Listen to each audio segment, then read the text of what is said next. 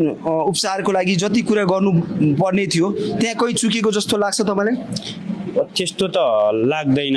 अब उहाँले स्वयं प्रधानमन्त्रीको कार्यालयको त्यहाँ भएका स्टाफहरू पनि र अनि गृहमन्त्री स्वयं आफै पनि राति आउनु भएको थियो अनि आएर त्यो सबै व्यवस्थापन त गर्नुभयो।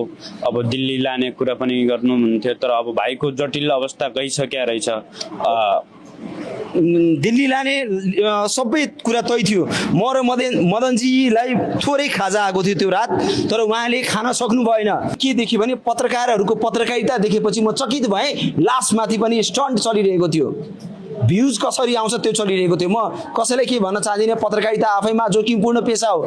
दिवाकरजी, केही पत्रकारहरूले हामीलाई सिकाउँदैछन् यो बोल, सरकारको विरोधमा बोल भनेर सिकाइरहेका छन् उहाँले भन्नुभएको थियो। यदि उहाँको मनमा पाप भएको भए उहाँले यो कुरा भन्नुहुने थिएन। तपाईँले पत्रकारहरूले पनि उचाल्ने पछार्ने सरकारको विरोधमा बोल्न लगाउने टाइपको गरे भन्न त भनिरहेको थिएँ। अब मैले चाहिँ प्रायः जसो मैले अन्तर्वार्ता कसैसँग दिइनँ।